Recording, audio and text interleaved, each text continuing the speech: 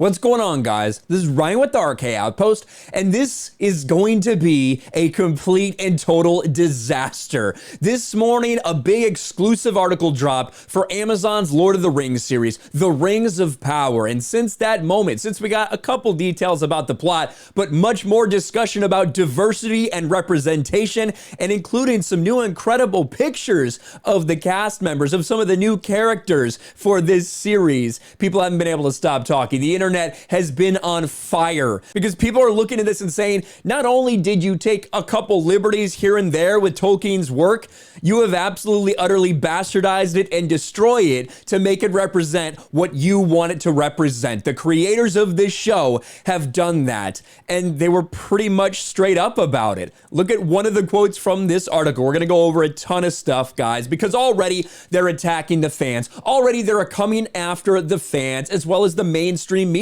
is supporting them. The mainstream media is echoing their narrative. It's disgusting. But look at this quote from Lindsay Weber, executive producer. It only felt natural to us that an adaptation of Tolkien's work would reflect what the world actually looks like. Tolkien is for everyone. Here's a spoiler. Tolkien, Lord of the Rings, Middle-earth, The Hobbit, like these things have always been for everyone. And in fact, there's a ton of black people, there's a ton of Hispanic people, there's a ton of gay people, there's a ton of straight people, there's a ton of white people, tons of every different group of people imaginable that love these stories, that love the story of Lord of the Rings, that love the universe that it's built in. And it didn't reflect what the entire earth looks like. In fact, it was a specific tale about Middle Earth and about a certain location on Earth. And Tolkien was very specific about what all of these different people there looked like. And spoiler alert, absolutely none of them looked like this. But we're going to get into it. That is the reason why so many people are upset, because it's quite clear that they have no intention of staying true to the lore of Lord of the Rings, whether it's bringing in diverse characters, whether it's taking characters that are already established, that we know their history, like Galadriel, and completely bastardizing them in a way they were not supposed to be. It doesn't matter. That's what they're doing. They're going to use the name Lord of the Rings to try to sell this, to try to get people to watch it. However, what they're presenting has nothing to do with Tolkien. It's just bastardizing his work and shoving identity politics into it. Let's start to go through this. Amazon Prime Video uses Vanity Fair to attack critics of The Lord of the Rings, The Rings of Power as trolls. And in fact, that's what so many of the headlines already are about. I think I've got the one from Gary right here. Access media getting off to a predictable start. Let's attack the fans. Hashtag respect the lore. And to be fair, IndieWire is having this quote here. But to be honest with you, that's what the Lord of the Rings people, that's what the Prime series people, that's what they put out in the Vanity Fair article. Amazon's Lord of the Rings team knew they'd face Tolkien fan backlash over diverse casting. Do you know why? Because all of these characters and all of these races of people, they were given very specific instructions on how they looked and how they did not look. And you have ignored that. Here's the quote. Who are these people that feel so threatened or disgusted by the idea that an elf is black or Latino or Asian? The problem is not that an elf is black or Latino or Asian. The problem is, you know that that's not what the lore says about these characters, and you're doing it anyway. No one's disgusted by the movie Black Panther because all the Wakandans are black. No one, not a single person out there is disgusted by the fact that there's so many black people in this movie. No, it makes sense for that movie, for there to be so many black people, because that's the region we're talking about. That's the history of this character, of T'Challa, of Wakanda, of all these things. You wouldn't expect for half of all Wakandans to be white, for half of them to be Latino, for some Native American Wakandans. No one would expect that because it makes no sense with the continuity and with the lore. And there'd be a lot of white people and Latino people that would be screaming at Marvel if they had done that. That's what's happening here in Lord of the Rings. This is truly disgusting for so many fans, and they're already coming out and getting attacked.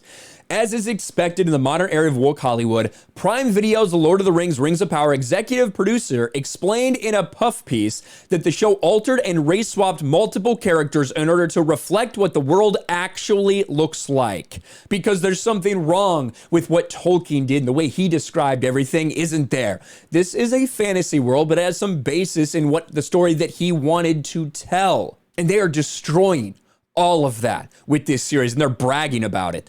In the article for Vanity Fair, the outlet reveals the show will include Lenny Henry played a Harfoot, Sophia Namventi played a dwarf princess named Diza, and Ishmael Cruz Cordova is playing an elf. And just for the record, this large black woman who's playing a dwarf, besides the fact, this is what shows you they don't care, besides the fact that she's black, dwarven women are supposed to have beards.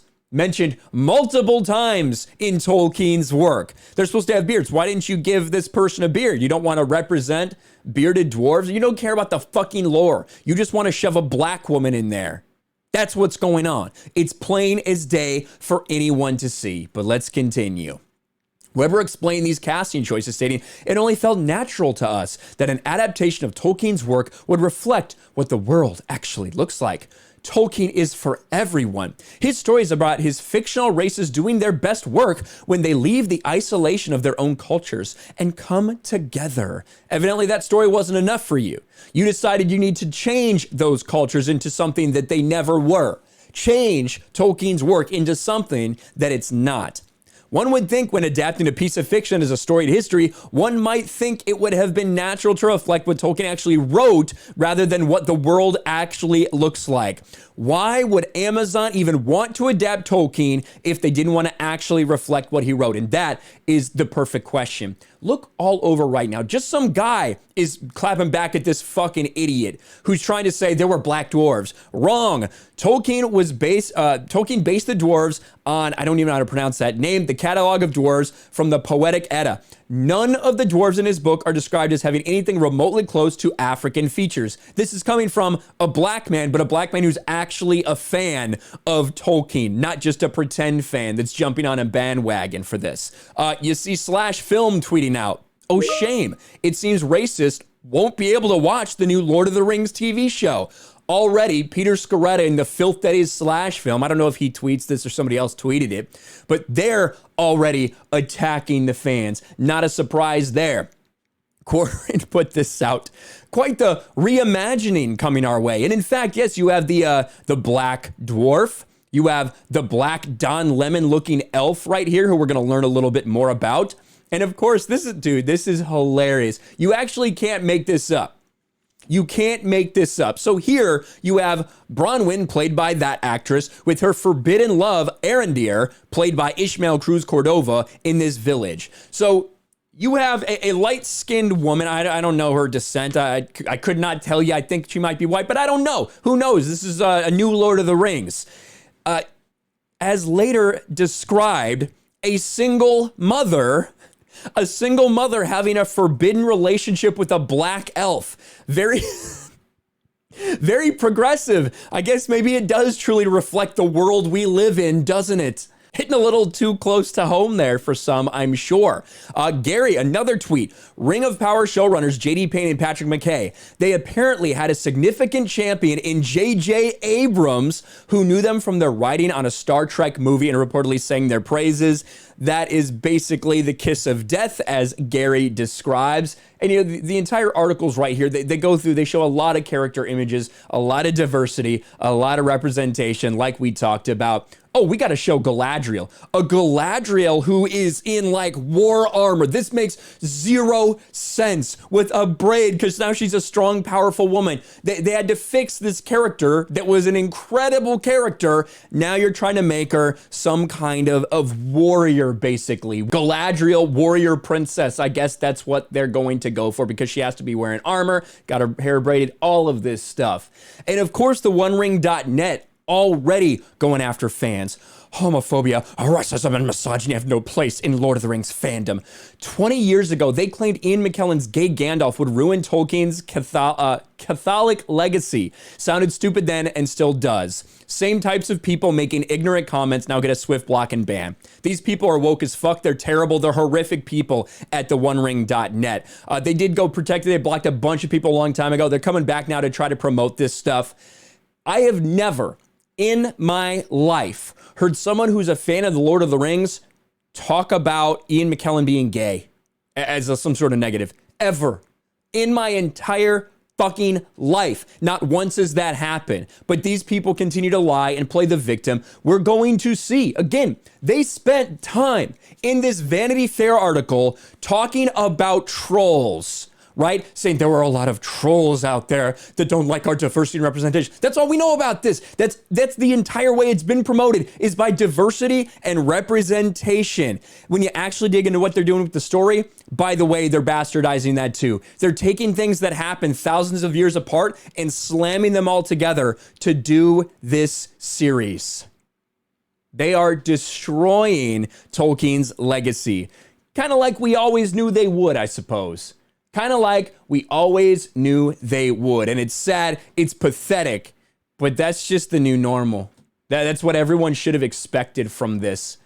It is truly sad to see something like this go down this path. But let me know your thoughts in the comments below. Smash a like button, subscribe to the channel, ring the bell for notifications, share this video out there, and I'll talk to you later.